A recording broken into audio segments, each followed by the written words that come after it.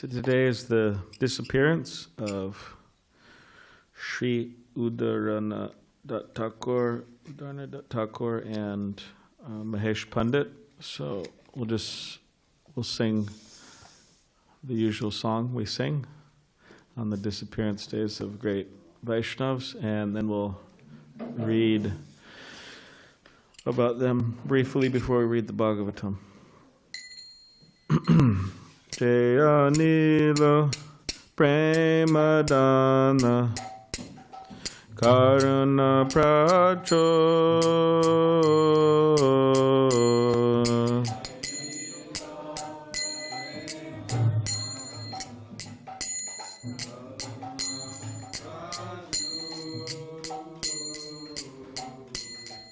Hena Prabhu Kota Kela Acharya Thakur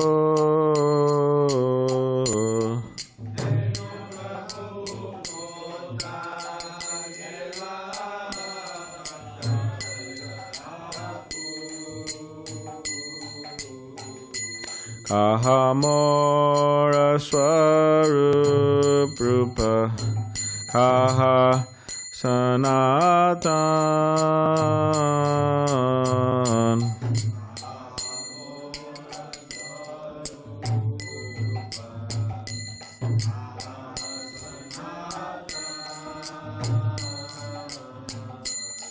Kahadasa Raghunatha Patita Pavan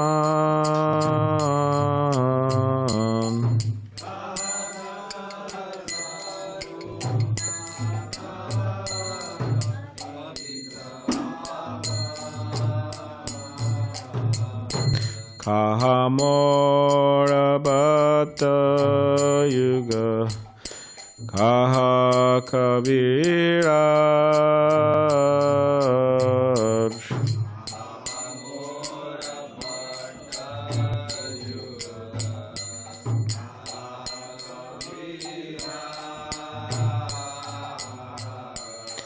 Eka Kale Kota Gela Gora Nataraj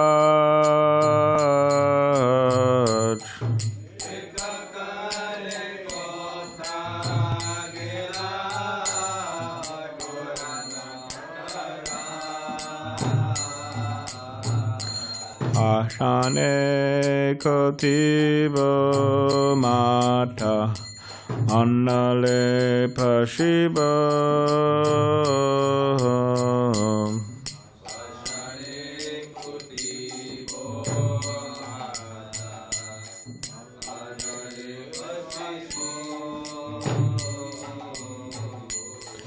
Goranga Gunera Nidhi Kota Kele Pabo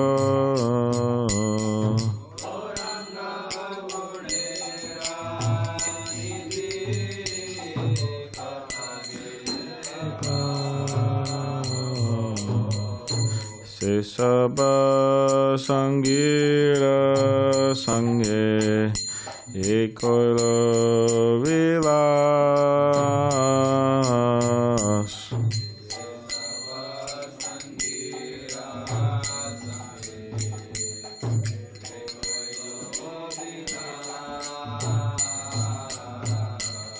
Se Sangana Paya Kande Narottamadas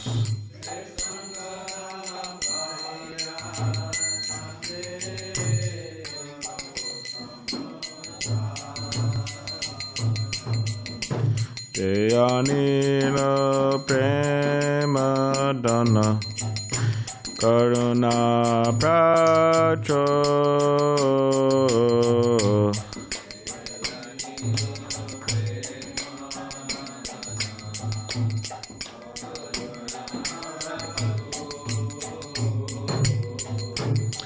Hena Prabhu Kota Kela Acharya Thakur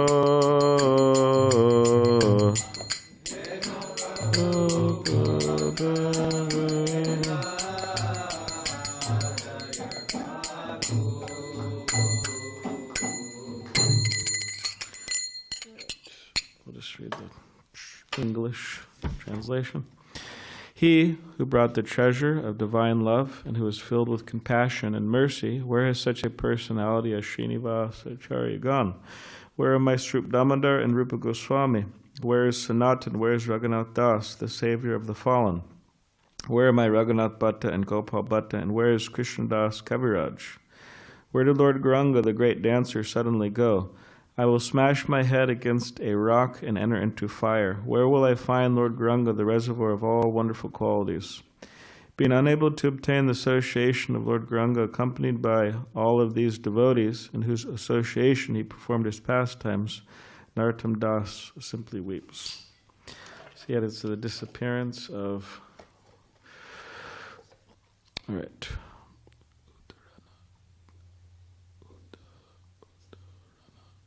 Udarana Thakur lived in Saptagram, a cluster of 7 villages.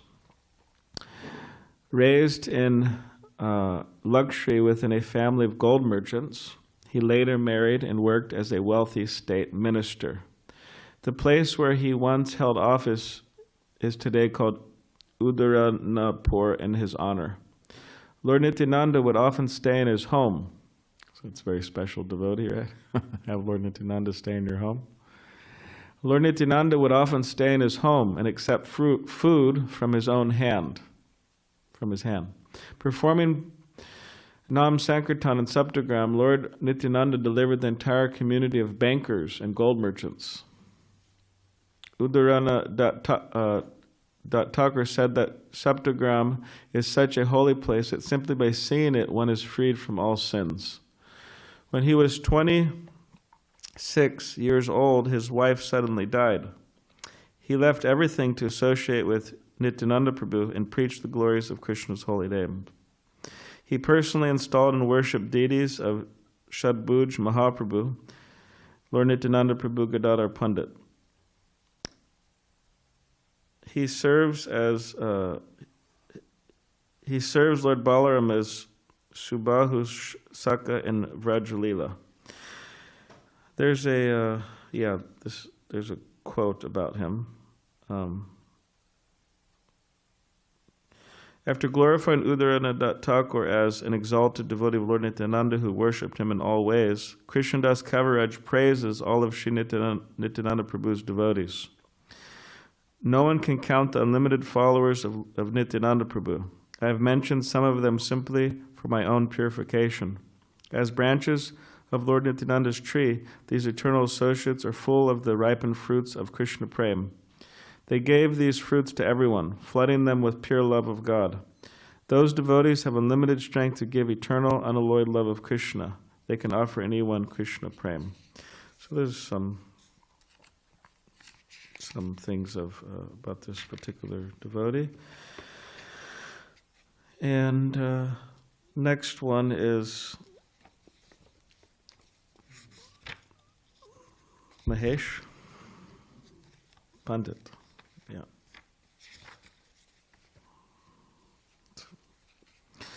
Sri Mahesh Pandit, the 7th of the 12 Gopals tasting Krishna Prem, used to dance like a madman to the sound of a huge kettle drum. Especially dear to Nityananda Prabhu, he traveled and preached with the Lord. He established deities of Nitai Gauranga, Radha Madhav Mohan, Radha Govinda, and Gopinath. So that's his very short. Om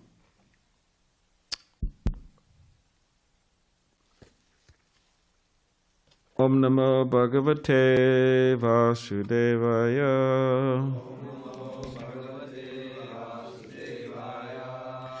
Om Namo Bhagavate Vasudevaya. Om Namo Bhagavate Vasudevaya.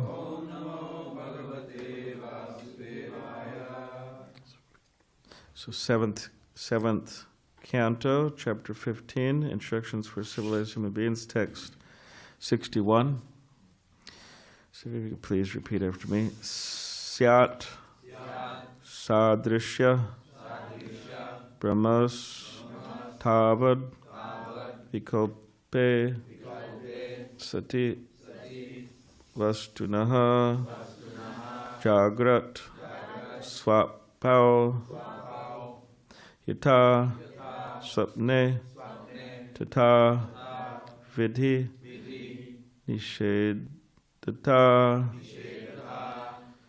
syat sadrisha brahmastavad vikalpe sati vastunaha jagrat svapao yata swapne tata vidhi nishedata syat sadrisha brahmastavad kalpe sati vastunaha jagrat svapao yata swapne tata vidhi nishedata syat sadrisha brahmastavad kalpe sati vastunaha jagrat svapao yata swapne tata vidhi nishedata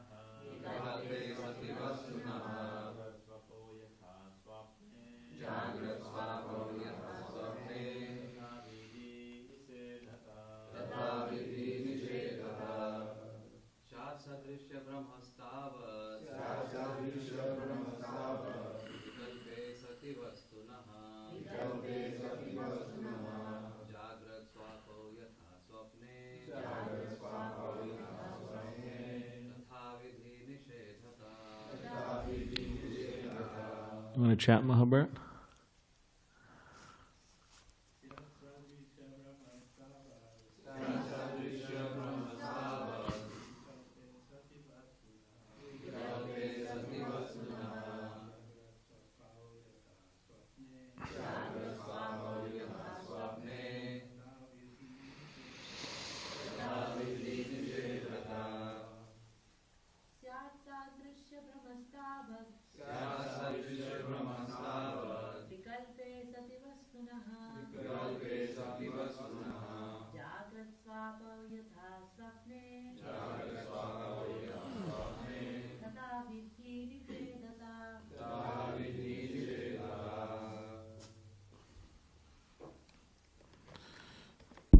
Okay.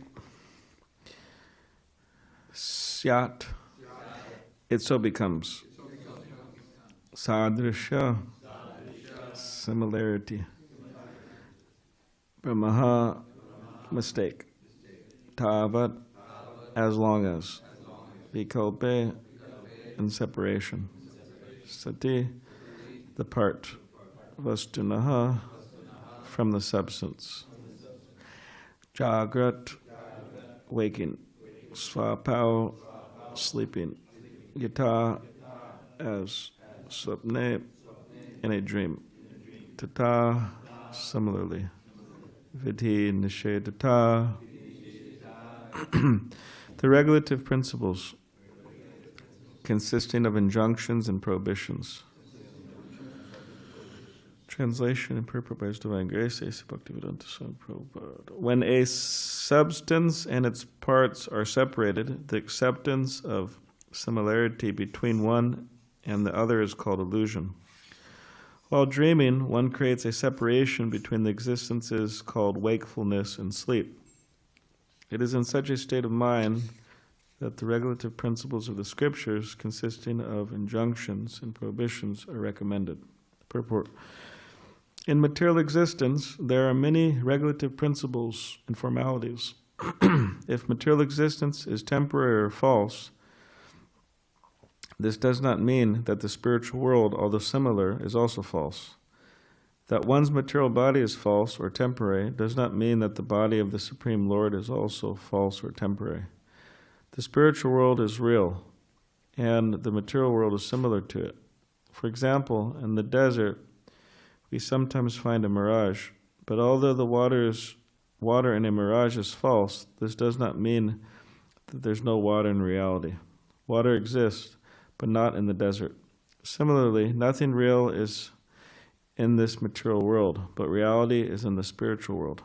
The Lord's form and his abode, Goloka Vrindavan, and the Vaikuntha planets are eternal realities. From Bhagavad Gita, we understand that there is another Prakriti or nature which is real. This is explained by the Lord himself in the 8th chapter of Bhagavad Gita, 8:19-21. Bhutta grama sa evayam bhutva bhutva praliyate ratri agame vashaparta prabhavat yahar agame parasta smatu bhave no vyakta vyakta sanatana ya sasarveshu bhuteshu nashyatsu na vinashyati avyakto chara idyuktas tam ahu paramam gatim yam prapya na navartante tadama paramam mama. Again and again, the day of Brahma comes, and all living beings are active. And again the night falls, O Partha, and they are helplessly dissolved. Yet there is another nature which is eternal and is transcendental to this manifested and unmanifested matter. It is supreme and it is never annihilated. When all in this world is annihilated, that part remains as it is. That supreme abode is called unmanifested and infallible, and it is the supreme destination. When one goes there, he never comes back. That is my supreme abode. The material world is a reflection of the spiritual world. The material world is temporary or false, but the spiritual world is an eternal reality. OmEgyariti Padandasya Kananjana Shakaya Chakshulan Meditamena Tasmai Shri Guruve Namaha Makam Kadidavachalam Pangamangayate Gidim Yakripatamaham Vande Shri Gurundinitarinam Vancha Kalpadiribhishcha Kripa Sindhubevicha Patitanam Pavanebhyo Vaishnavebhyo Namo Namaha. Jai Shri Krishna Chaitanya Prabhu Nityananda Shri Advaita Gadadhar Shivasati Gaur Bhaktivinoda Hare Krishna Krishna Krishna Hare Hare Hare Rama Rama Rama Hare Hare. Okay, translation once again. When a substance and its parts are separated, the acceptance of similarity between one and the other is called illusion. While dreaming, one creates a separation between the existences called wakefulness and sleep.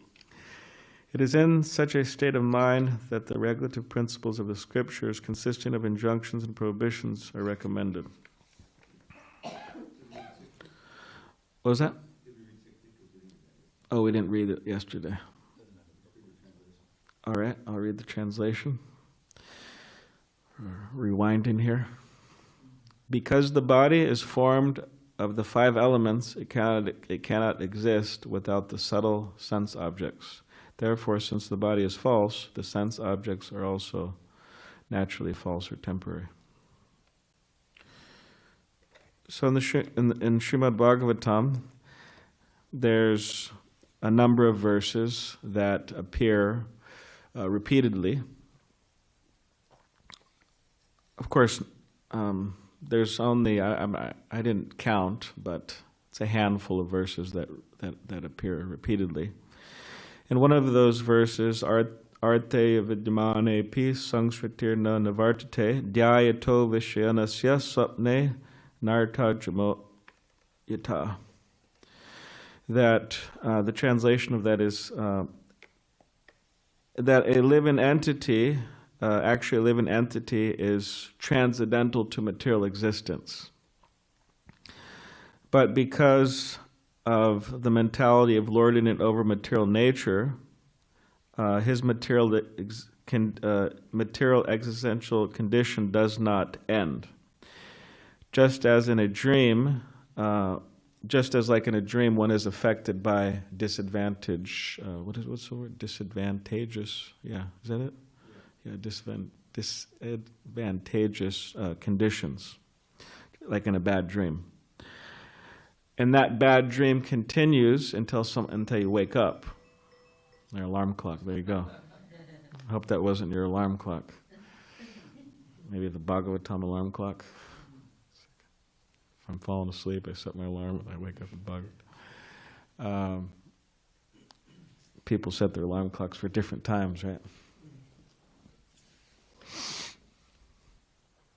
I was asking one devotee's parents recently. There was the young boy was here, and the parents were here, and he was saying he had to go home because they had to go to school the next day.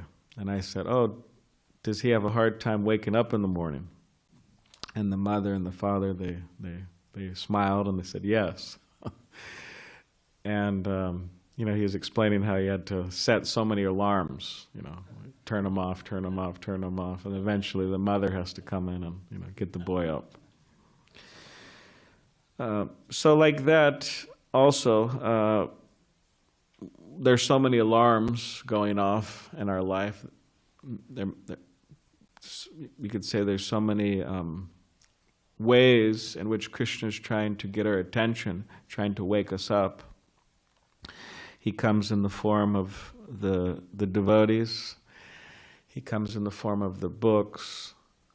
He comes in the form of the holy name. And he's always trying to get our attention, trying to wake us up out of the bad dream, just as any good parent would want to. Just like Vijay, I remember he told us a number of times when he used to live here, that one time his sister was sleeping, and then he was babysitting, and then all of a sudden she starts screaming, and then he goes and she's having a nightmare. She's screaming. I mean, I never experienced. I don't know if anybody else ever experienced somebody doing that. I never experienced. You experienced that? Your sister, okay. Yeah, so she was just screaming, but she was like, her eyes were closed. It was a nightmare. And then, so he goes up to her and he starts to shake her, but she's not waking up. And he continues like that.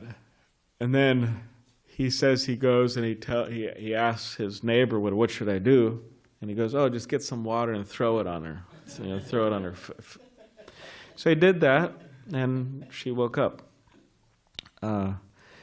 So naturally, when any parent or guardian or anyone who's looking after someone, caring for someone, if they're having a bad dream and you can see they want to wake them up. "Oh, please get up. We don't want you to suffer."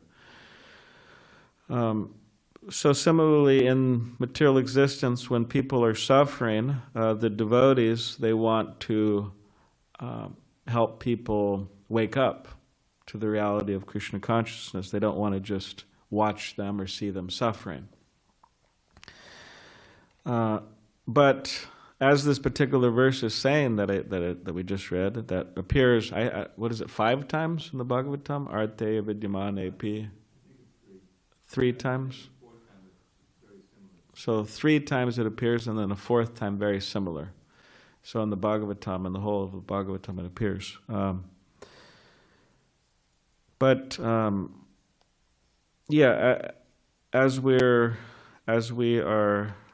As we read in this particular verse, that material existence continues as long as one is in the mood.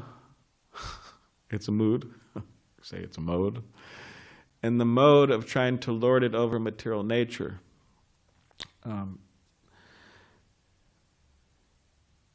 So we see that in material existence, people, they try to be the independent means independent from Krishna. Independent enjoyers, independent proprietors, and independent friends, like the friend of all living entities. And just as this particular, today the purport is explaining that as above, so below, that there is a enjoyer. There's many false enjoyers in this world, false proprietors, false friends, false friend. Yeah, many false friends in this world. But there is a supreme enjoyer, a supreme proprietor, and a supreme friend, Krishna.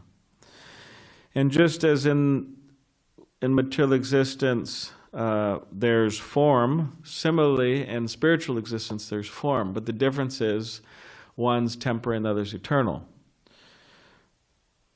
So in this way, we could see that there's similarities between comparing spiritual existence and material existence. But yeah, although there's similarities, there's quite a difference. But when we think of impersonalists or people who accept God as an impersonal force or light, means he doesn't have a form, he doesn't have a name, doesn't have qualities. What else? Name, form, qualities. Pastimes, doesn't have activities. This is very common. People accept this. People believe this. People write books about it. People give lectures on it. People base their whole life on this understanding. But we see practically one of the issues with this understanding, and there's many issues, but one issue with the understanding is that, or this misunderstanding is that it makes material existence look absolutely wonderful. In the sense that the whole basis of enjoyment in this world is our names and forms and qualities and activities. That's how people enjoy. What's the whole basis of friends and family and all these relationships? They're all based on forms and names and qualities and activities.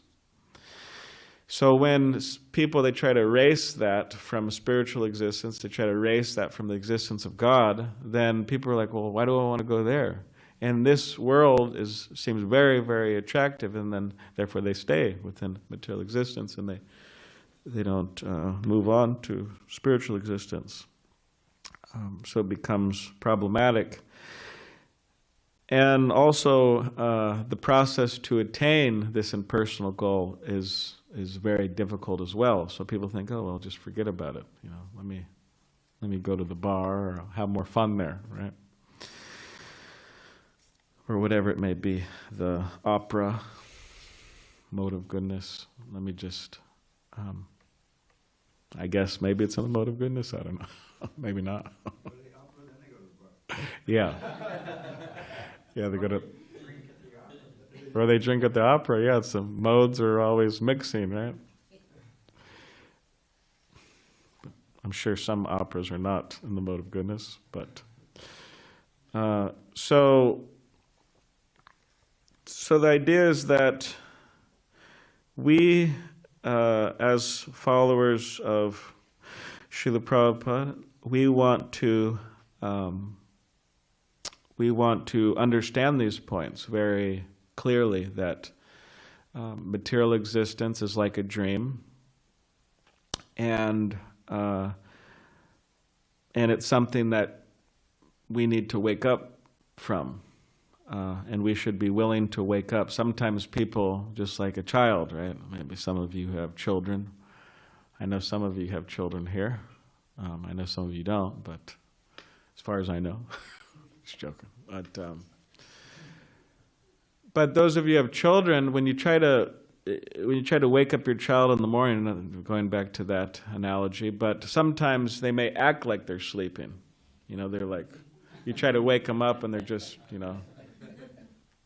And it's much harder to wake somebody up who is pretending to be asleep, because they're like actively, they don't want to get up.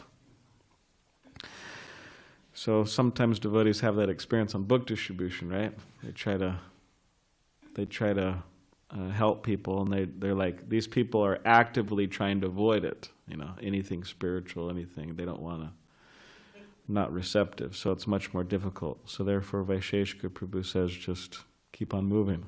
Go to the ripe fruits. So let's say people who are receptive. So yeah, instead of trying to enjoy independently from Krishna this world, we should use everything in Krishna's service. Instead of trying to be proprietor of things in this world, we should take as much as possible and offer to Krishna for his pleasure. Money, wherever it may be, whatever we have, just offer to Krishna. And instead of trying to be a friend of all living entities by many philanthropic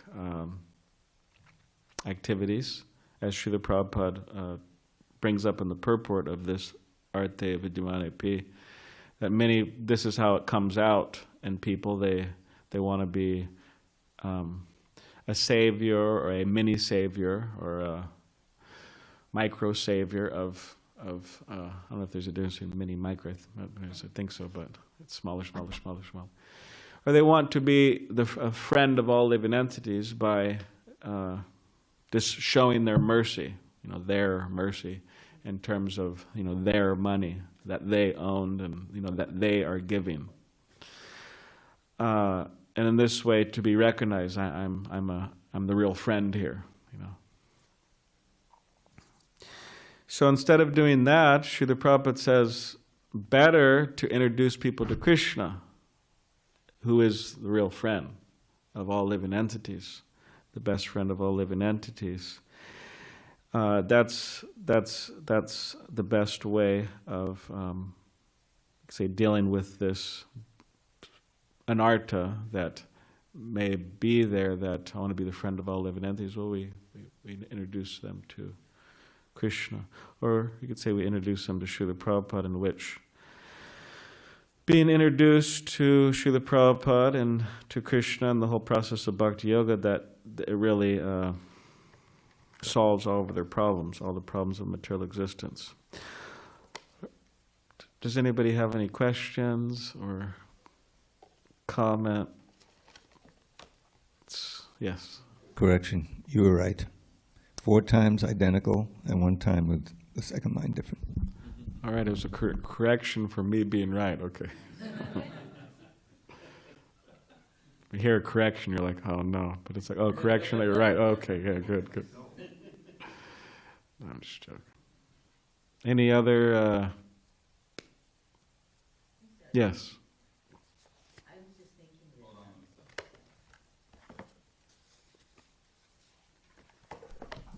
I was just thinking too, and I don't know if this is it, but you're explaining how sometimes Krishna, we get woken up by book distribution or devotees or something like that.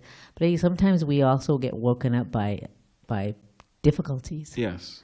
So I was just thinking of that sometimes we need tough love. Yeah. So that's true. that was just another thought I had. Yeah, I mean, that's the benefit. That should be that is the benefit of an authentic grihastha ashram for those in that ashram, is that if the husband and wife are Krishna conscious, if they're devotees, then they'll remind the other one, hey, I don't think we should do this. We're going in a wrong direction. That's, they give each other association. But just like with any ashram, you have the brahmacharya ashram similar. But yeah. Sometimes we need more severe forms of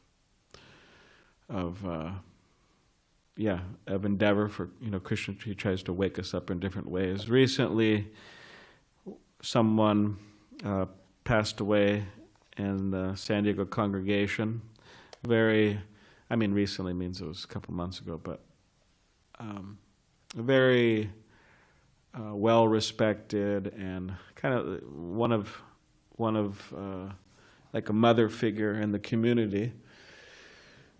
And I was at the funeral, and then the daughter-in-law, she came to me. I mean, it was very, very emotional, and it was a really intense funeral. But she came up to me and she said, "Yeah, the passing away of my mother-in-law and and my husband's mother and grandmother of the children is very dramatic for us." And it's actually, she compared it to like Lord Buddha. When Lord Buddha, he was very protected in his palace. He didn't see death or old age or disease or anything, as the account, as we read of the account. And then one day he goes out, he sees somebody's old and dying, all these things. And so he or she was explaining that it was we had a similar experience, that nothing really ever bad happened to us, or nothing, in a difficult situation, but then this happened, and she was saying how, it's like a wake-up call. I think you had something, Chad? Hare Krishna. So you told a story about the nightmare, and actually I guess they're called night terrors. And they happen when kids are younger. And too many scary movies. Yeah. So anyway, my family and I were on a vacation. We were staying in a hotel, and my sister had this night terror, and she was just yelling and screaming at the top of her lungs, "They're after me, help, help," in a hotel room. And we were trying to wake her up, shaking her, and wake up, wake up, wake up. And it took forever. I wish we would have known the water trick. So anyway. Yeah. Difficult. So even though she's on vacation, Yeah. you can't take vacation from the material nature. Yeah. People go on vacation, and then sometimes there's nightmarish things that happen on vacation. I mean, like in, the daydream. Like one devotee was telling me, he went to it was a wrong move on his part, but he went on a cruise. Not everybody, but a lot of people like going on cruises, it's all the food and all the alcohol and people there. And so he got off of the cruise ship, and he wanted to tour the city. And he's a bit of a kind of wild character in many ways. So he said, let me go off into the, unknown land of the city, unknown parts of the city, away from the tourist part. So it was an island. So then he's going, and then he's noticing like all these people are looking at him, like, what is this guy doing here? Everybody's looking at him. And then eventually somebody comes up to him with a gun and says, he's pointing the gun at him, and he says, give me all you have, the phone, the money, everything, just hand it over. And, of course, he gave him everything. And luckily, they didn't do anything to him, but he made his way back to the cruise ship, to tell the story. So, yeah, sometimes on vacation, all of these, or in life in general. So there's a lot of suffering in the world. So therefore, devotees, they try to give people Krishna consciousness in different ways, right? Devotees were at Costco yesterday. It's the last spot you would probably think of to get transcendental knowledge. It's at Costco parking lot. Yeah. At a discount. So, or they're at Balboa Park, or so many of these places, and devotees are very mercifully there, trying to give knowledge, which will help people get free from suffering. Okay, I think the last one, Govardhan? Or maybe after that, Kota Carnival, last one, yes. You mentioned it's very difficult to wake up someone who's pretending to sleep. So I was at La Jolla Cove one day, and Joseph happened to, come by. He wanted to see the magic happen. So, and the pathway is narrow, it's not very far. And Good for the book distributors, right? It's hard to avoid people. people can clearly hear me. Yeah. And then Joseph was observing this. And then after the people would leave, Joseph came up to me and said, they're literally ignoring you. You know, they're pretending that they don't hear you, they don't see you. And Joseph, he got really, what's the right word?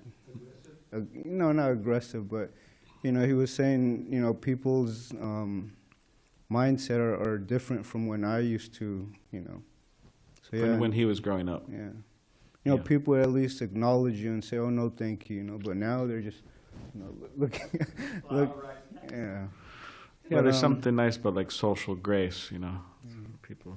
So when someone gets a book, we should always remember it's not an ordinary thing. You know? Yeah, and people, they show up. I mean, like last night at Krishna Lounge there in Chula Vista, there was one person, she and her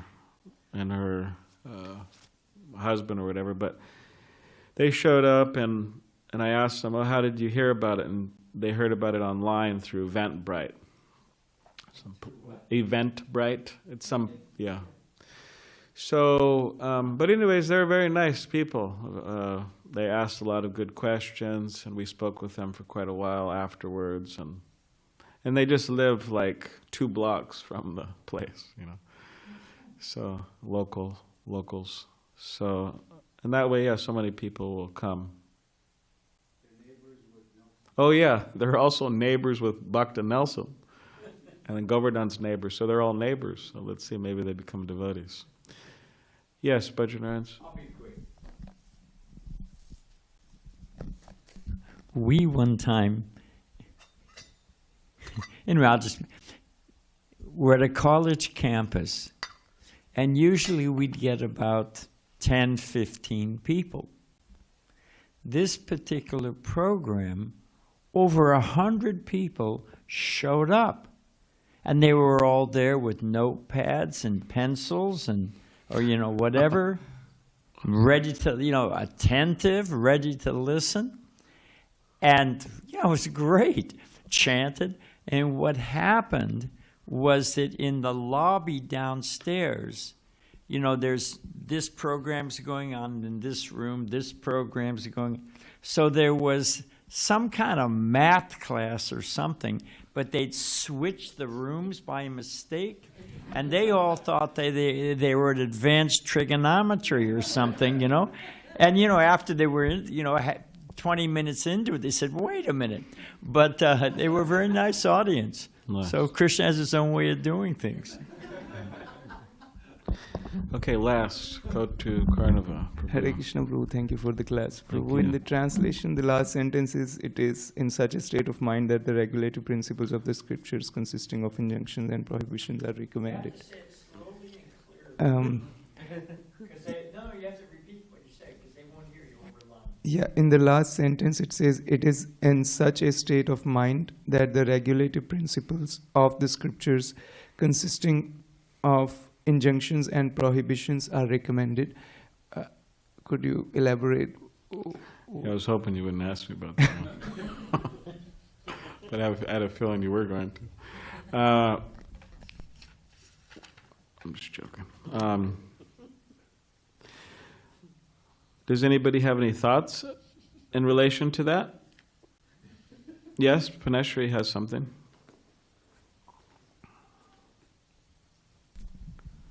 Well, I'm just thinking about the process. So basically, you're asleep. So how do you wake up? It's not just getting the book or whatever. That's the beginning. Yeah. But you have to wake up completely. So how do you wake up completely and become active, right? It's not enough that you wake up and you're in bed.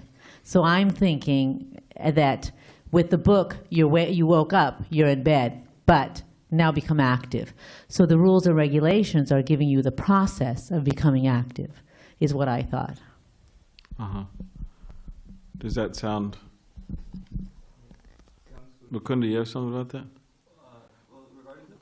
Because then the question is, in what state of mind are they talking about? In such a state of mind? The dreaming state. So, because the sentence before that, while dreaming, one creates a separation between wakefulness. And so while dreaming, then you need to follow the regulative principles. So I thought the regulative principles, injunctions, prohibitions, are for those who are in a dreaming state. They're in a conditioned state. So Yeah. they're making false distinctions, and Yeah. so they need to follow the regulative principles. Yeah. But when you're not in the dreaming state, they aren't for those who aren't in the dreaming state. That's how I was.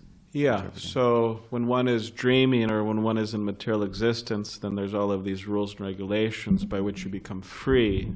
If you follow them, you become free from material existence, and you don't necessarily have to follow all of them. Of course, when one becomes liberated, there are certain things that they always follow, but when you start talking about, very advanced forms of love of Krishna, things are not governed by many of the rules and regulations. The spontaneous, it's completely on a spontaneous platform, as opposed to just all the rules and regulations. Of course, the basic 4 regulations. Liberated souls, they always follow these things. But I remember when Tamal Krishna Goswami and Srila Prabhupada, they were in India. And they're at someone's home, and then all of a sudden, like these Madhajis, they just like barge through the front door, and they start playing all the violin and everything, and they're chanting Hare Krishna. And then Prabhupada was very pleased by it. Prabhupada was expressing his appreciation. Tamal Krishna, he was a little like bewildered, like, well, why are they doing this? Like, just kind of barging in and playing this musical instruments. And then, but Prabhupada made a comment to Maharaj, and he said, "Oh, well, you have to practice being a Vaishnava. They're spontaneous Vaishnavas, Anyways, it's in terms of spontaneous." But similar, like the sentence right before that, it seems to be saying that basically by sleeping, by going to sleep, I've now created a distinction between a wakeful state and a sleeping state. So I've created that by going to sleep, and so therefore, because I've created that, then I have to then remedy that by following that the regulative principles are for such a person. Yeah. So we're talking about Raganuga Bhakti and Sadhana Bhakti. You're in Sadhana Bhakti, and that pulls you out to the spontaneous stage of Raganuga. Is that what you guys are talking about? It's not really directly mentioning anything about Yeah. Raganuga Bhakti, but just saying that the regulative principles are specifically there people who are for those conditioned. who are sleeping. Yeah. For people who are conditioned in material existence, these regulative all the regulative principles of the scripture. Yes, that's the main point. And in terms of those different states of consciousness, wakefulness, dreaming, sleep, it talks about those states. So, all right, okay. Grantaraj Srimad Bhagavatam ki jai, Srila Prabhupada.